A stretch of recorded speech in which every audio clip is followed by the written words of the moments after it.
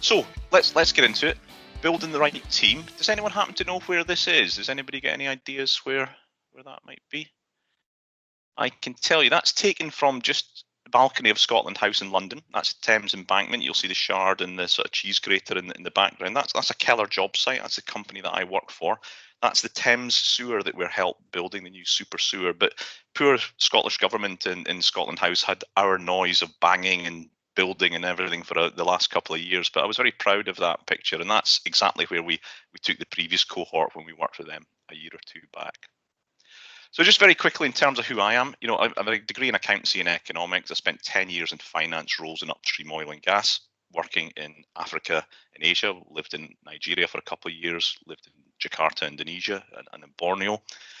I then had the opportunity of what they called a borderless career move to move across from finance into HR. And then we moved obviously from continent to continent. We changed product lines. So I sort of fell into HR more by luck than design, but found something I really enjoyed and thrived in. So a few companies later, having worked, again, mostly oil and gas, a bit of time in the city of London with Legal & General through the crisis, a startup oil and gas company in EnQuest in London, but based out of Aberdeen, and then globally. And I'm now in my 5th year at Keller Group as Chief HR Officer there. What do I enjoy doing? Driving value through people. That's really what I get a buzz from. Helping build high performing teams, and I include yourselves in that. I really want to be involved with you folks going forward and developing leaders. And I was very privileged to be appointed at a GlobalScot by the First Minister back in May. Bit of bio data. I grew up in Banchory, Aberdeenshire through the 80s and 90s. Very exciting time. Left in 97. Married to Claire. I've got a daughter. Well, we've got a daughter, Becky, who's 24. She's a headhunter with Russell Reynolds here in London, and Liam should graduate this summer. Fingers crossed, from the University of Glasgow. Love sport, particularly Scottish rugby. We're not getting any this weekend. I try and invest a bit in wine just so I can learn something, and I enjoy hiking and traveling. And that's my world down there on the bottom right. So, what's the journey ahead of you folks? Well, right now, you're a startup. You're a founder. You're maybe the boss of a few people. But, that's something that's exciting, something that you'll know all about.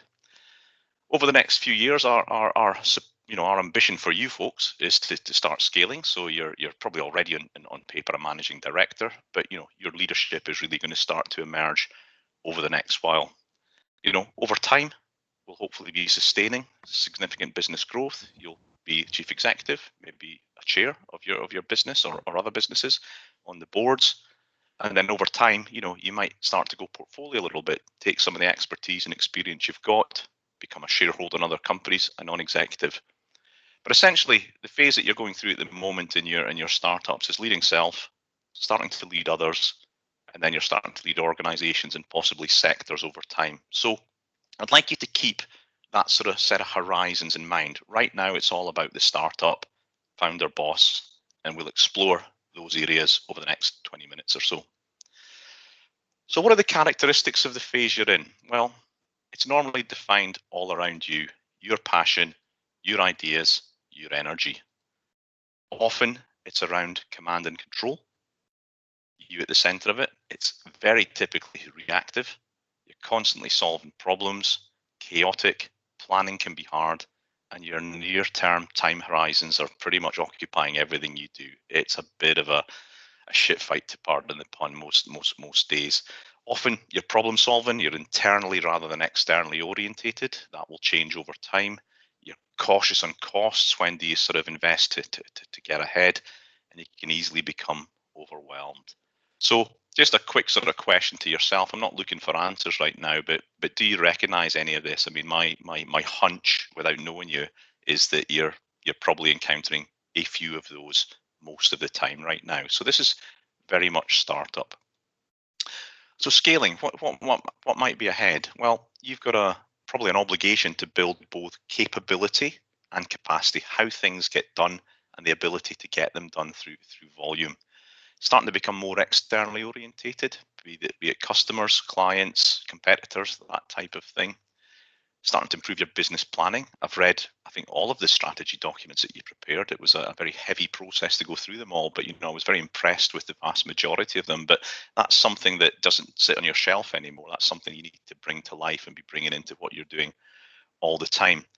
Building and leading a team, that's what today's all about. This is really the holy grail for me. There are great hires and we know what those look like. But the thing you've got to watch out for, it's a very technical term coming up, is shite hires. You've really got to watch out for them. Those can really set you back a long time. Again, another key one is setting your standards, but letting go. Something that's really, really hard for you to do right now. Transferring that energy and passion to the team, shaping the culture and values that you want your organization to thrive within, developing your leadership as we've talked before, managing multiple stakeholders. This is something that it's pretty obvious when you run a business. It's maybe your customers, employees, suppliers, investors, but also it might be your partner, it might be your children, it might be your health, it might be your lifestyle. So suddenly you're seeing a lot more complexity and a lot more of the energy and thinking shifting from you as an individual, which is shaping this startup phase, more into you leading a team. And I've put a little statement at the bottom that we'll come back to later. Up to now, you're probably doing a lot of the doing, but I want you to really think about you starting to cause things to happen. What is the environment you're creating that causes others to do things, to get ahead, to have that empowerment? What environment have you got that delivers that? So something quite subtle, but quite important. Stop doing, start causing. So this is kind of the guts of the presentation in this framework here, and I've called it HR 101. I mean, you'll know all of this stuff, but it's a very simple 4-block model that I use in most organizations. So are you set up properly? Have you got the right organization? Once you've got that, you need to fill it with great people who deliver exceptional performance your way, right? So have you got the right structure? Have you got the right people? Are they delivering the way you want them to? So we'll explore this in turn for a moment or two. So how are you building that capability and capacity? So often, a lot of it will be about, delivering client commitments. Have you got the right operational model, that people know what they're doing? What happens when a big new order comes through? What happens when the order book falls away? So how are you managing to get your organization scalable and flexible enough to deal with those lumps that you're going to have in the early days? You also need to think a little bit what you're trying to achieve, so your structure must follow strategy. So if you've got a particular big client and that's part of your core plan, maybe focus on accountability for that client. So maybe have more of a sort of asset or client-based structure rather than a functional-based one, which delivers excellence. So often in accountability, when you need to really deliver, put people in charge of just that. If you want to grow over time and become really excellent at what you do, then you're starting to think a little bit about the quality of people that you bring in.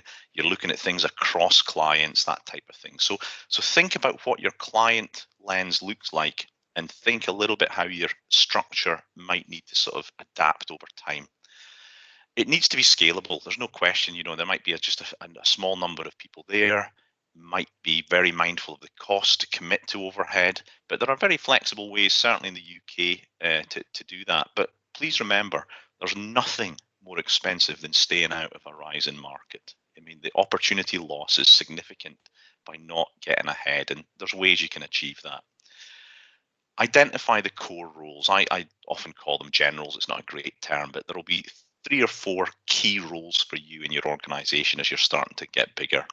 Get these ones right. Put your time and energy into identifying what you need, the type of people you need, finding the right people, getting them onboarded, making them successful. Focus on the few. The vital few is absolutely critical. And again, as you build that capacity out, make sure you don't stop having fun. All that sort of, it's a bit like, I'm 26 years married, I can say this, but it's a bit like the early stages of a marriage. You've got all that excitement, that vibrancy. Just make sure you maintain the capacity to enjoy each other's company. You'll spend a lot of your time with each other. Make sure it's happening well.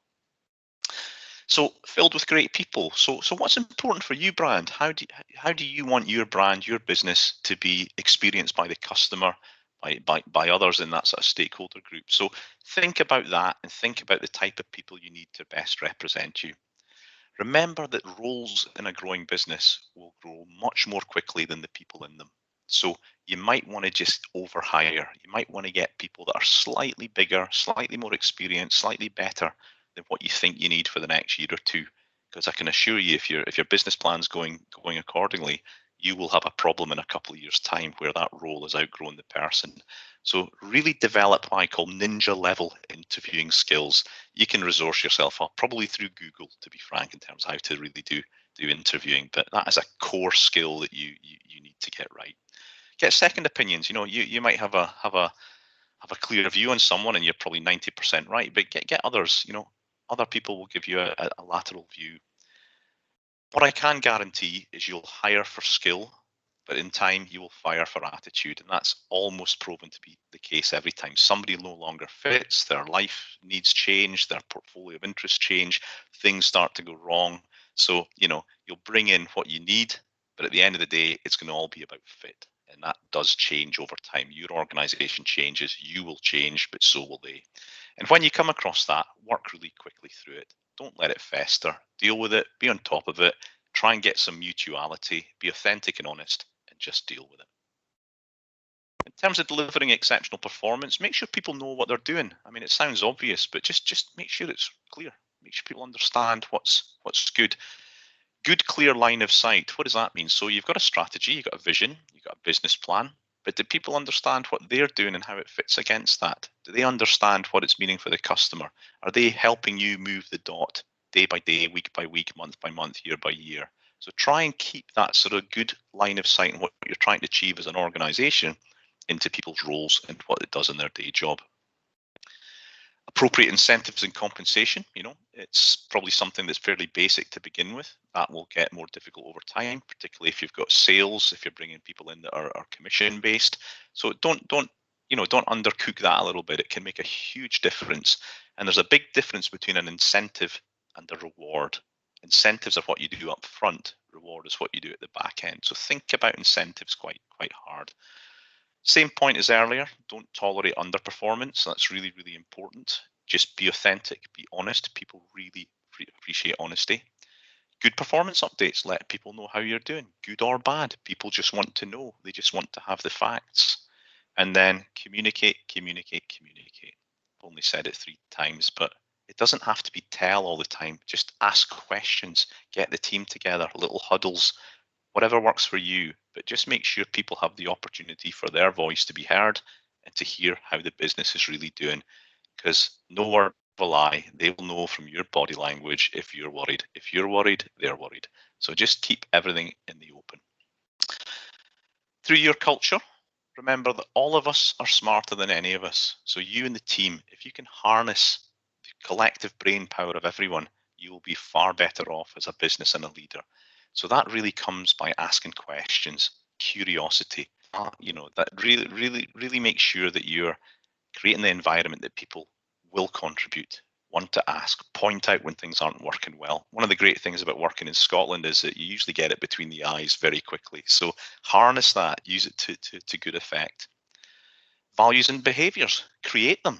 Make sure they're relevant to your business. The ones we have at Keller, I think I need to have a little bit of a refresh, but I'm maybe going to put Alison on the spot a little bit here. The best set of organisational values I have ever heard actually belong to Scottish Enterprise, of all people. Alison, do you happen to know what those 4 are? I'll give you 30 seconds. Do you know them? Graham, that's cruel. Okay, I'll tell you what they are. I can always remember 3. Be fair, be brave, be our best, and be the difference. 4 out of 4. Brilliant. But if I think of an organisation that tries to add value to the people and the nation of Scotland, I would probably pick those 4 myself. Be brave, be fair, be the difference, and be our best. I think those are fantastic values. So think a little bit about the ones you want for your organisation and get your people to help you create them. If they help you create them, they will own them. And then a sort of provocative question here. Why should anyone be led by you? That self-awareness, that holding up the mirror. You've got maybe had a great idea, you've got some backing, you've got to where you are. But why would anyone want to work for you? Think about that. Think about your proposition. Think about the fact that you're causing things to happen. You're no longer the center of this thing. You're maybe in service of the people that lead you, the people in the organization. You're a blocker and a tackler. You allow things to move. It's not all filtering up to you anymore. You're actually just clearing the pathway, a little bit like those wonderful snow plows we have up north. And also, what are you assuming? We always try and think we understand the motives or the things that are going on in your organization's life. What is it you're assuming? Why is that person not quite in flow? So use curiosity, speak with them, ask questions, try and get a deeper understanding of what's going on. And that will help unearth all the types of problems that you might be assuming are completely different to the reality. So again, how you show up makes all the difference. You're on a journey. Keep the horizons that we shared earlier, that startup, that scaling, that organizational piece. Keep the horizons in mind and try to master each of them. There's no rule book on this stuff. It's both an art and a science, and you'll learn as you go. If you could do one thing, be really good at resourcing. And I don't mean recruiting. It's planning for it, recruiting itself, bringing people on, developing and exiting them. Be really good at that. Get the ninja level skills. It'll make the difference. Invest in a good recruitment experience. Build your brand one hire at a time. People will want to work for you because generally they want to work with a good boss. They want to be challenged. They generally want to be treated fairly. That's typically the types of things that people go in for. And it's usually in that order as well. A good person, be challenged, be treated fair. Create the capacity early on and experiment with letting go, getting that causing thing happening again. Remember, all of us are smarter than any of us. It's how you harness the minds of the many. Cause things to happen, as I've said many times. And that final sort of cheesy line, culture eats strategy for breakfast. You've got the strategy and you're probably well on your way to getting the culture. But if you can get both of them right, you're going to be absolutely in great shape. Were we on time? I think we made it. Yes, that was perfect. And I thought that was brilliant. As someone who's been running a business for 8 years and having a team of 7 now, I wish someone had told me those things before. So I really hope that all of you are making notes, because at the moment I found myself trying to solve these issues backwards. And it's kind of like, and I think it's interesting. As Alison said, please put your questions on the Q&A. But I think for me, Graeme, if that's okay, I will kind of like summarize the key takeaway for me, which is building for the future. I think everything you said is brilliant, but for me, it was kind of like this thinking, this timeline of this is where you want to be and you start from now. Because I think that's how you can change that mentality from being reactive to being proactive, of thinking this is where I'm going to go and this is how I'm bringing everything. So thank you so much. Neil asked the first question. You mentioned the need to hire quality people. How would you balance quality and their remuneration? What would you compromise on as a startup? Well, you're never going to agree on that as the first thing. So get comfortable that there's a difference, and it's everyone's got a degree of tolerance. It's maybe 10% less than what you want to pay them, or 10% more, and keep that sort of buffer zone in mind a little bit. But I think what I've learned is compensation is important, but it is a hygiene factor. I think it was third on that list I reeled off a couple of minutes ago in terms of what really makes a difference. People want to work for somebody that inspires them. That's really important, that they can learn from. They want to be challenged. And if comp's the attraction, it's probably not going to work out over the long term, would be my discussion. Now, that's a hard thing to say. I mean, when I'm gauging comp, it's generally the last part of the interview process. You typically say, do I like this person? Roughly what you're willing to pay. It's got to be about alignment. So their current package is important, but why would they want to make this move? Getting an understanding around all of that and making sure that they're in flow once they get there. If you can get that bit right, it deflects you a little bit away from the compensation side of things. Clearly, it's important. Think about the incentive structure. Can you give them a little bit of skin in the game? Do you slightly structure it with more variable pay than fixed pay? There will be ways to do it, but at the end of the day, it's a hygiene factor. It's not the pure play point. Brilliant. Alison is asking, any suggestions on how to help relate the day-to-day tasks to the bigger picture? We've got a strong mission, but when we're writing blogs for SEO, it's hard to show how that relates. Yeah, that's my sort of line of sight point again a little bit. So the sort of very basic model I have in mind is, what's the vision, the strategy, the plan? How do I resource it? How am I organized? And how do I manage it, performance manage it? So I use a very simple framework, but communication's at the key, and people need to understand what they're doing and how it links to the business performance and therefore to their, to their personal as well as organizational or indeed financial growth as part of that. So it's the guy brushing the stairs at NASA, isn't it? It's I send people to the moon. So try and get that line of sight. Often it's best shown as a diagram, what the vision is, what the sort of purpose is, what the business plan is, how we're organized, what's the culture like. So maybe you get a little schematic or something that just helps. You keep it in every presentation you do, you keep it in every sort of team huddle you do. Just try and keep that clarity of purpose there all the time. It's a bit of a non-answer, but all you can do is try and sketch it out, help people understand where they fit, and just talk about it openly and be ready to adjust when it's not working. That's important as well. I love that. That's a very good tip. Javier is asking, I heard that behind every single human being there is greatness. You mentioned fire for attitude. How do you know that the attitude of a particular person is not highly influenced by others and the problem is somewhere else? Yeah, what a great question, Javier. That sunshine's clearly got to you today in Aberdeenshire, so well done. There's good in everyone. You've got to start with positive intent, but remember, we change. Our days change every single day. Our moods go up and down, and none of us are bots. We're humans. So we're probably a big cause of that. There's a thing I refer to as my leadership shadow, your leadership shadow. How are you showing up? What positive intent are you seeing in the questions you've got? What assumptions are you making each day about other people? And half the time it'll be you being the problem as the leader or the context or the environment. So the reality is, if you can accept that it's a dynamic process all the time, it's back to the interview point I said earlier. It's about checking the alignment. Why is this person working here? Why is this person working for me? What have they got going on in their home lives that I'm aware about or I don't know? And just being prepared to look at people holistically around, are they still in flow? The concept of people flow is actually a really, really good one. You've got to be appropriately stretched. You've got to be generally happy in what you're doing. You want to be treated fairly. Of course, we'd all like that a little bit more, but trying to keep the concept of flow in there. And when flow starts to get out of balance, then things like attitude creep in the way. And so inquire, be curious, try and find out what's reasonable to solve. You're not Mother Teresa, with the best of respect. You can't solve people's lives, but you can certainly help be clear about what expectations are. And sometimes that's about a parting of ways. But always remember, it might be you that's causing a lot of it as well. So don't be scared about asking yourself that question and seek feedback from others. Okay. Great. Steve is asking, we work with a water utility company. What is your view on secondment of individuals from the large entity?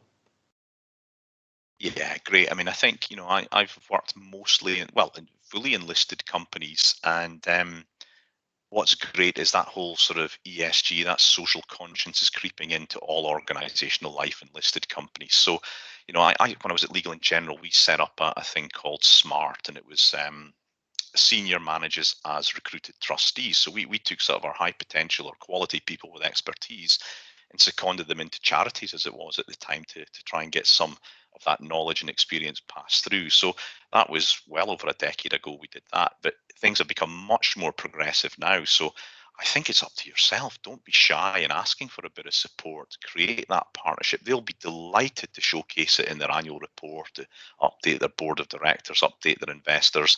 And it's just great fun for people. People generally, humanity now generally wants to help a whole lot more other people these days than certainly even in my generation when I was growing up, not so long ago.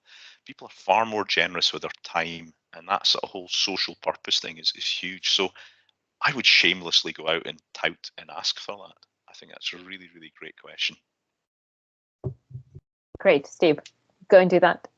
Alan is asking, what about the fear factor of the cost around making the wrong hire? Yeah, guys and girls, it's costly. You've got to often help and have an agency start again. You might end up paying a little bit more than you did last time for the individual, but it's the opportunity loss of how it sets back your business. It's that pausing of momentum. It's that reset. There's there's the shame that you might carry as an individual for having got it wrong, but you'll be carrying that. Your organization and your colleagues will just want it fixed and move on. So get over yourself a little bit quickly as well. But it often means more to us than it does to the organization you're in charge of. But there's a cost, definitely, but it's more an opportunity cost than an actual one. And that's not something you have on your balance sheet. I'll ask one question on kind of like related to that before I move on to Pooja's question, if that's okay. Because you mentioned about, the get this kind of like ninja skills when interviewing people. And I think that's obviously, for me, that's related, with the fear of cost of like hiring the wrong person. You did say, there's a lot of resources out there, and I agree in terms of Google, but what would be your top 2 tips of people when they're interviewing to make sure that you protect yourself from making these bad hires from the beginning? Yeah, I think for me it goes into the alignment piece. You can get the CV in front of you. You can check very quickly a bit of reference, and if somebody really knows what they're talking about. But why would they want to make that move? What's in it for them? And if you maybe take a sort of 2-3 year horizon, what sort of phase of life have they at? Have they got children at schooling? Is it more about income? Have they got, are they ambitious at this stage of their life? Are they able to give maybe a little bit more than's reasonable, for example, at an early stage?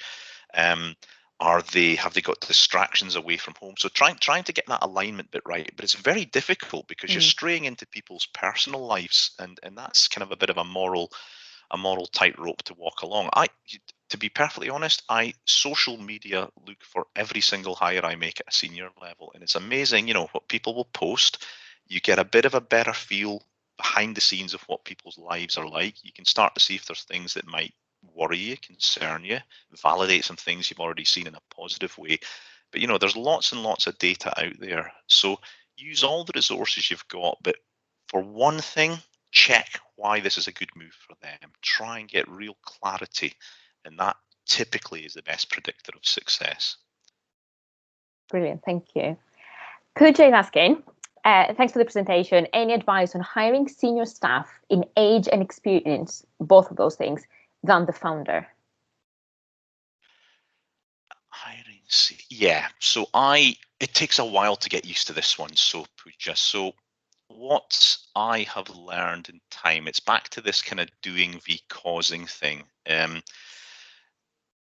Generally get people that will challenge you, that are better than you, that will have a bit more experience than you if you can. Now, often that's quite a lot more expensive to hire. People are older, generally cost a little bit more because you're buying their experience and their skills, but they will generally fill those kind of general roles I was talking about earlier. Sorry for the double use there, but if you can get 2 or 3 people that act as a foil for your thinking, that you can help shape some complex decision making. So if you think of your to-do list right now, are probably 1, 2, 3, 4, 5.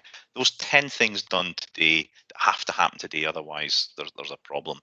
But as you're starting to get up the pole a little bit, the complexity of those to-do lists are getting tougher and tougher. So if I was Joe Biden this morning, I'm sure his to-do list is a lot tougher than anybody on this calls right now. Oh my God, how am I going to stimulate the economy?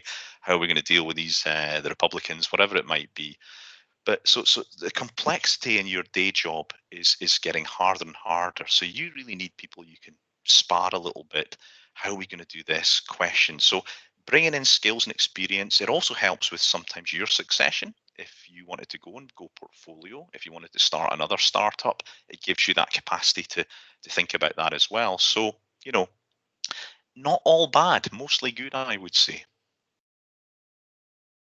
Great.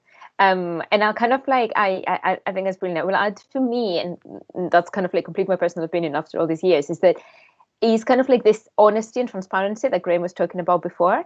Because I think what can cause problems when people are more senior is the ego that comes with that. So if you can have that conversation that, we're all here caring about the best for the business, and every conversation becomes, is that the best for the business rather than what I think I'm saying? I think you can create an environment for that kind of like to actually bring the special skills and expertise that you need rather than focusing on, is that just kind of like because of ego?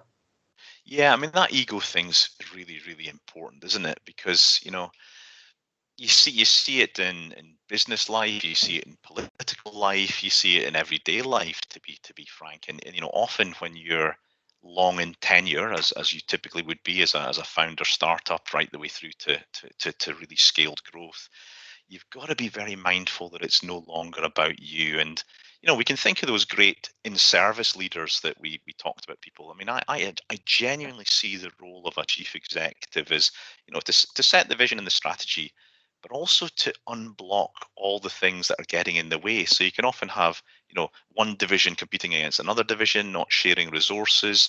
You can have functions getting in the way, too tight financial controls, HR bureaucracy gone mad, whatever it might be. So your job as a leader is to make sure the folks on the ground are getting what they need to do things the way they're, one, paid to do, two, know how to do better than anyone else indeed, right?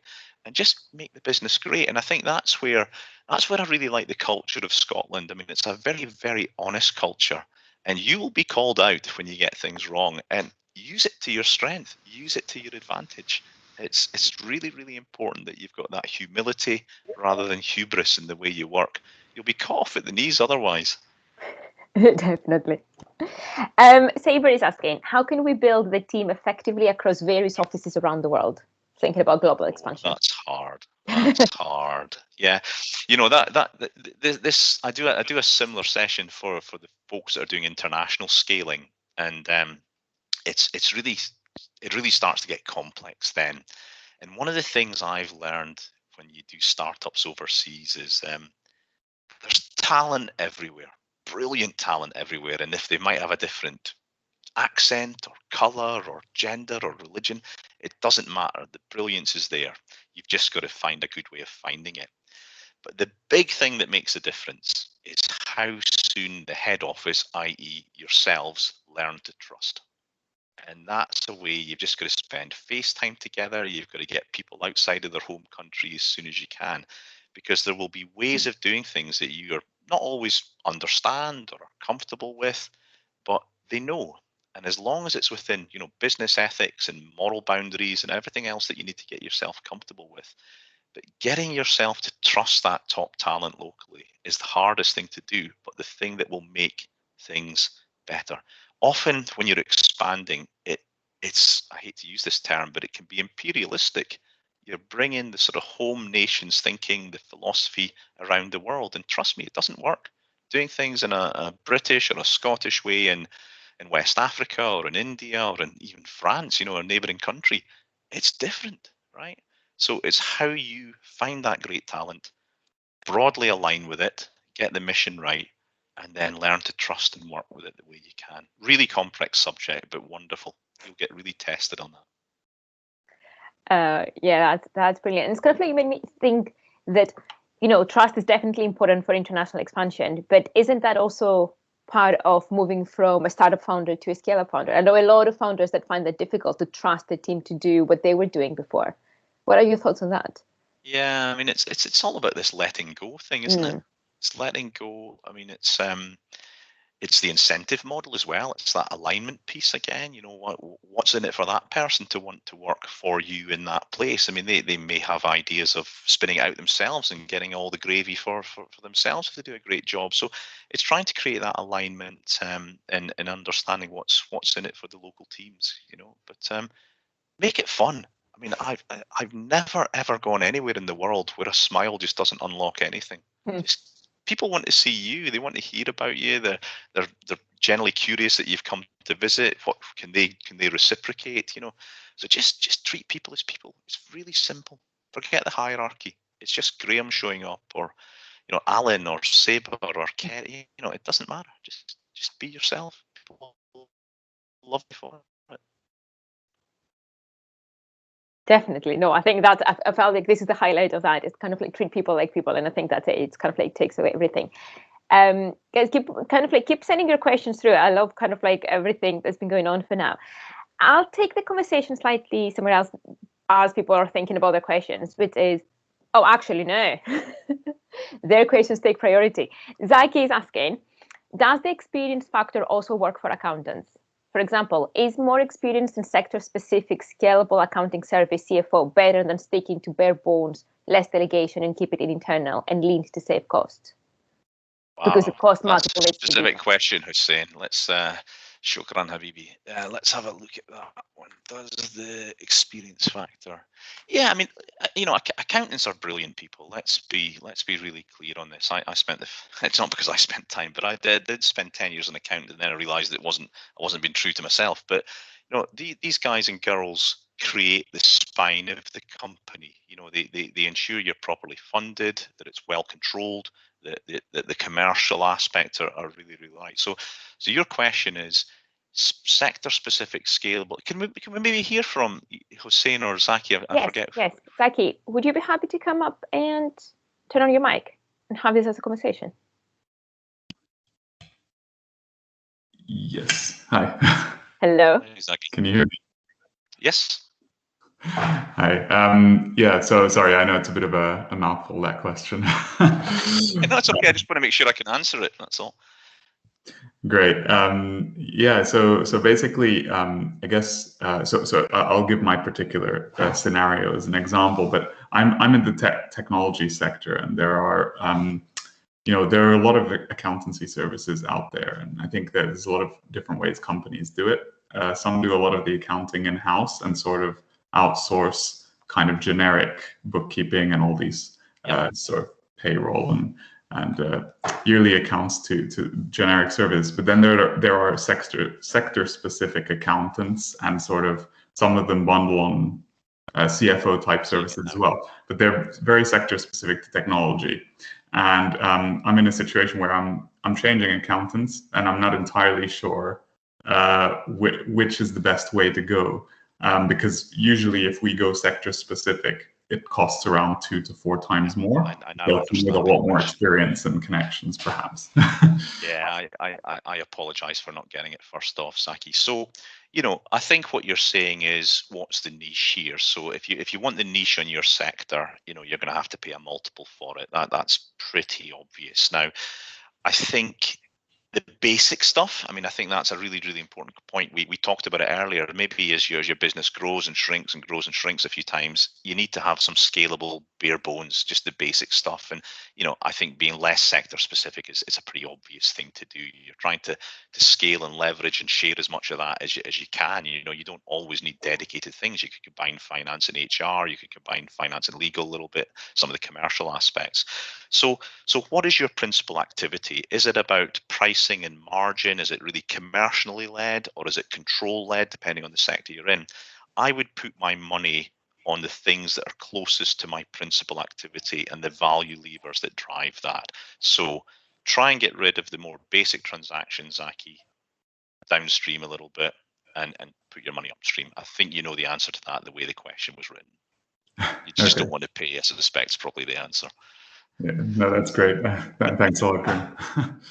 Okay, we're talking about employing people, and that is one way, but also there is building boards and having this expertise from a different way. What would be your advice on people on how they can build their boards? Yeah, good one. Boards are complex beasts. Alison knows, I've just spent the last 2 days with our one, and it's, on one hand, they've got a fiduciary duty to protect the shareholder and ultimately themselves, stopping themselves going from jail. So that's something you mustn't forget. They're not just there to make you £1 million. They're there to help, guide the company within the laws of the UK. But they also can be incredibly value adding. Again, you don't need to go to full kind of fiduciary board to begin with. An advisory board is a brilliant way of getting expertise and input as well. So what you want is you want to get the perspective on your business that distance brings. You as founders, you as startup people, you know it all, right? But you don't know what you don't know. And often the application from the client side, from the regulatory side, the customer side, whatever it might be, that's what you're wanting to get some value from. You can get advisory boards relatively cheaply. People want to get, like myself, for example, we want to get board experience. So people will be more than happy to help a startup or a scaling company with some benefit of their expertise. So use them well. but they can be complex. And we talked earlier about hubris and egos. Mm. That's where it shows up mostly, and it can be really hard. I think that's it, isn't it? I think kind of is like, I think that's my experience of kind of like egos, but also in a way having that clarity of expectations for the board. I think that's definitely something we felt before, of kind of like, oh yes, come and advise us, and not having that clarity of this is exactly what we need you to do, and then it felt like it wasn't working. Yeah, that's true. I've just seen Murray's sort of second question come in there. So, you know, how to prioritize all of this exactly. So if you remember the left-hand side of that, you know, you're in the tumble dryer. You know, you will be for a little while yet. But, you know, I think for me, the axis of internal v external is really important. You'll spend all your time internally this next while, and you know, you're also trying to chase customer. You're trying to get the order book up, etc. So the more time that, if it's you that you think you need to be spending externally, client side, market side, getting somebody that can run the internal. So I'll use the term COO, Chief Operating Officer, whatever you want to call it within your business, ops manager. That's often a pivotal hire, but that is you really backing someone. That is really you changing your organization. That is you changing yourself more than anything. All the habits over 20, 30, 40, 50 years, whatever it is, you're going to have to unwind them when you make that appointment. That is scary. And you've got to get that one right. But I would say it's that point between managing the internal ops versus managing the external world. That's usually the pivot position. Brilliant. Pooja, do you want to turn on your mic and ask your question? Yes, Zoe, thanks. Thanks, Graeme.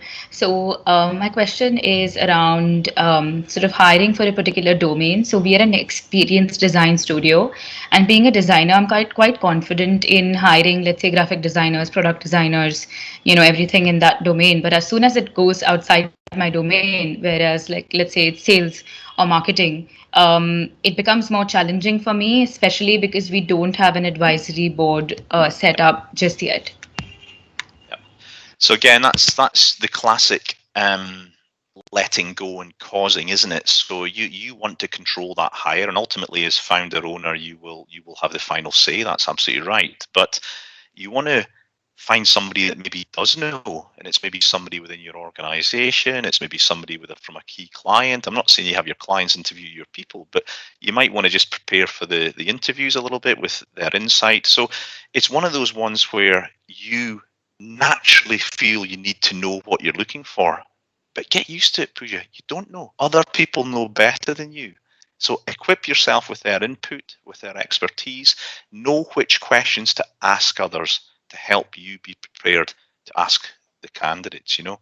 So it's a classic, you know, we all feel compelled to have all the answers. It's natural, but you're going to have to somehow trust others to help you get the right answers by knowing which questions to ask. I don't know if that helps at all, but it's really classic. No, absolutely, that helps. I mean, I find myself, you know, usually just going on the internet and looking at job descriptions, profiles, and trying to gain as much possible. But I think finding people to do so would be really valuable. So thanks for that. Pooja, I've made a career of going on the internet and finding my things. So let's not be over egg this in any way. You know, it's all there. And that's, again, it's using all of us. The internet's the collection of everyone's things, isn't it? So there's a new job in private detective, isn't it? All the skills are there just to make sure we can do that. I think kind of like, again, everyone, please keep coming with your questions. We have Graeme for about half an hour still, so it's such a valuable. Yeah. So it's valuable to have him here, just kind of like ask any questions you want. Saber, I think you put your hand up, meaning that you want to ask a question. Is that correct? Perfect. Do you want to, Mike? Yes, please. Yeah. Yeah. Hi, thanks for the time, and it's my pleasure to be in this session today. But the question that mainly I had was regarding how can we keep the staff motivated while working remotely. So I'll put it in a very specific context. I employed someone, a data scientist, to do, to come on board and joining the team now. And I haven't met him in person yet because obviously due to the lockdown and everything. So we are in almost daily contacts, lots of, video calls, etc. But still, like, it's very it's very weird to keep someone motivated while you haven't seen that person yet. It's just like it's very strange feeling. So one day, it was like a month ago, because we've been going through a lot of pressure and lots of, keep making sure that we keeping up with the milestones and the target. And the guy was working non-stop. He's a very hardworking person. And then we reached to the point that he was really tired. I said, like, I need like a few days off, like weekends off. He was asking for weekends off, like, while weekend is like for you just to take it. But because we are working non-stop.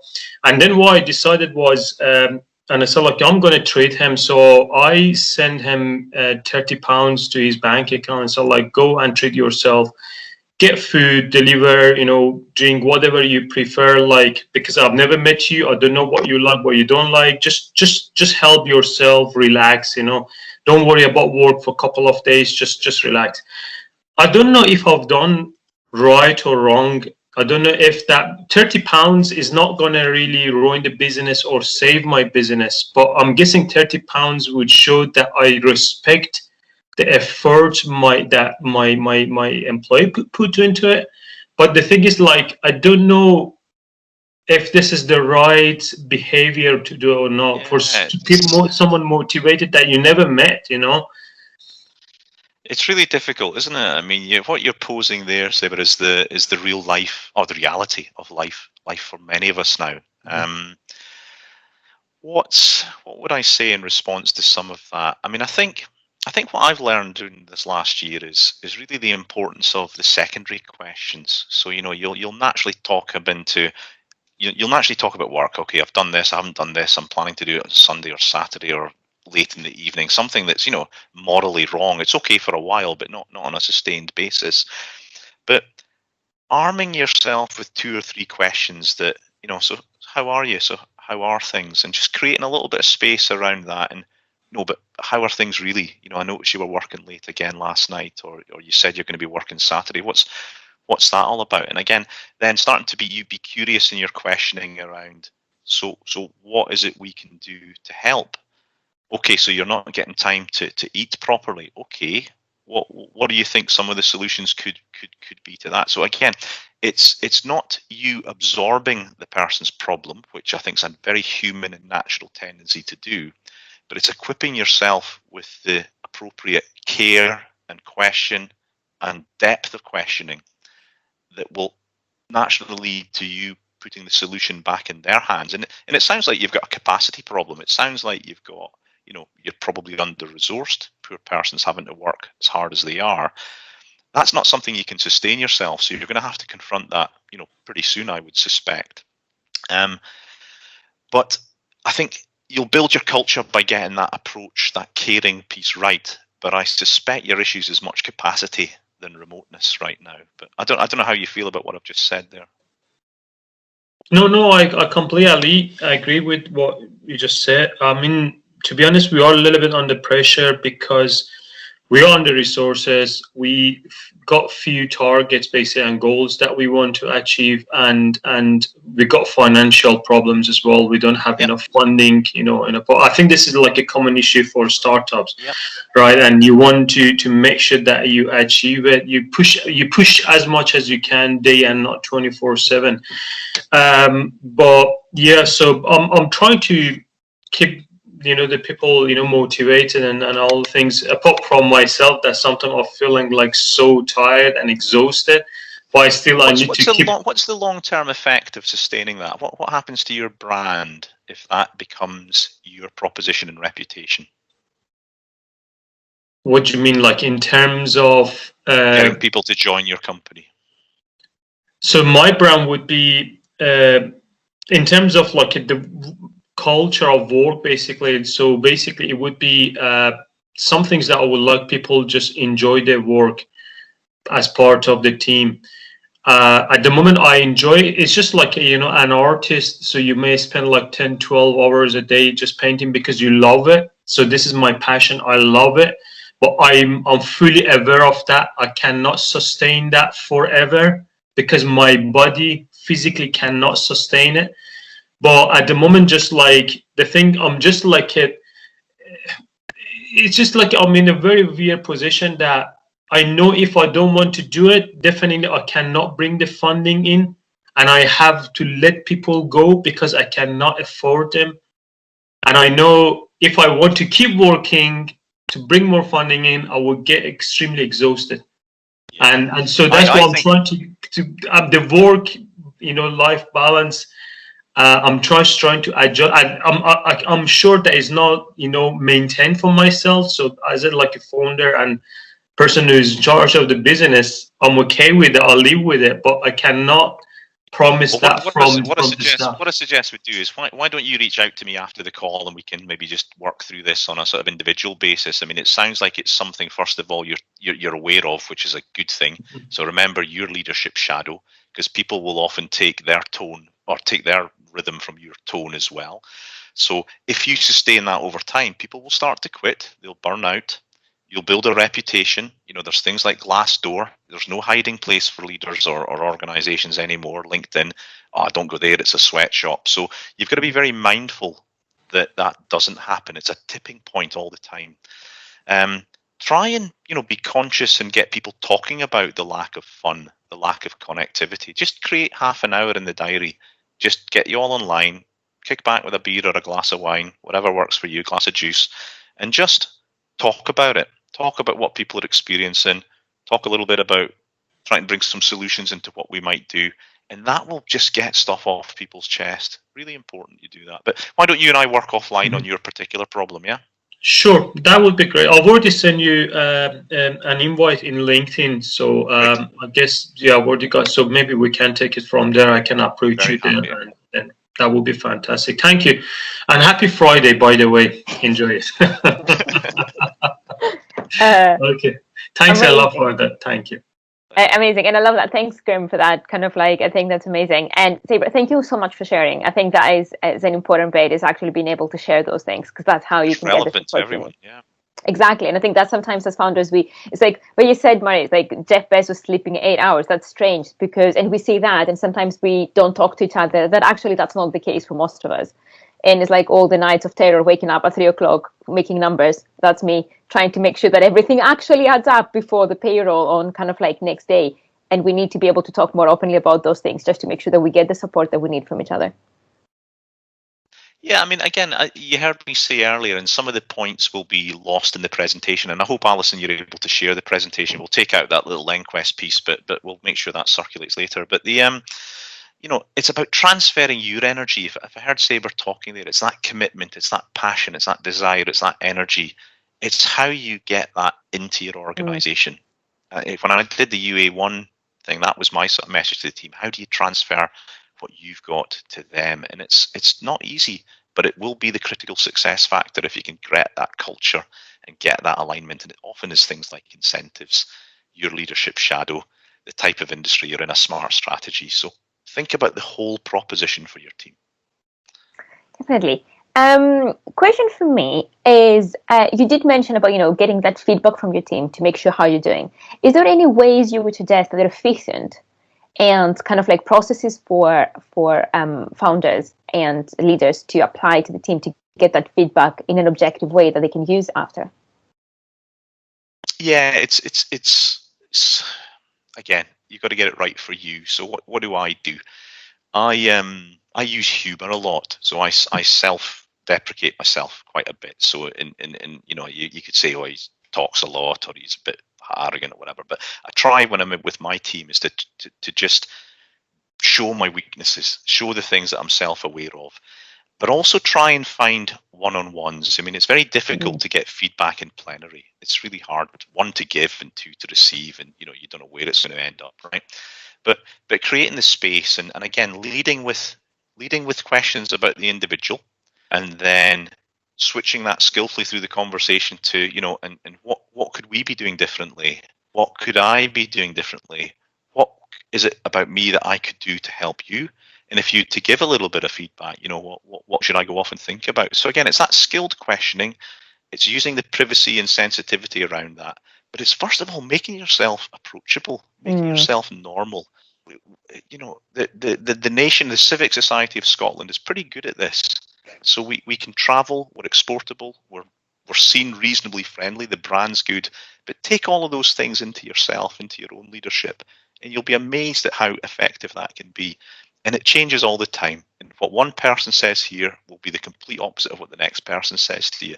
So getting your own view and maybe getting some trusted validation of that, maybe from a chair, from an advisory board member, from Scottish Enterprise, from Alison, myself, as we get to know each other, just seek it. But it'll be different, and it's what it means to you, actually. Brilliant. And I love that. I love that it's kind of like it becomes personal, because that's it, isn't it? It's going back to what you were saying about honesty and about yourself. If you take on a process that is not you, then it won't work. Yeah, I mean, I work mostly in engineering firms, and everything needs to be precise and locked down and structured, a little bit like what Murray was saying earlier, you know, and I'm in the business of opinioneering. That's what I do. It's opinioneering. It's when you're dealing with people. That's what it is, you know. It's hard, and that's why it's as much an art as a science. The more data you can get, the better. But it's the application of that and the artistry that you use that makes a difference. We always focus on the recruitment activity and the hiring activity and become a ninja at that.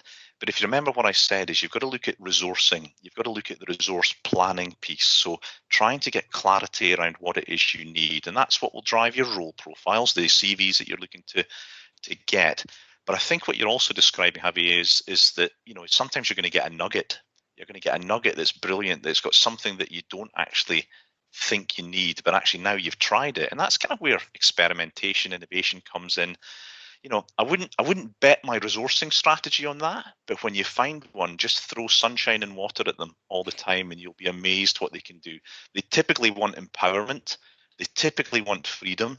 They typically want sort of a little bit of resource to go and make money. And you might want to think about how you lead them versus others, how you incentivize them versus others.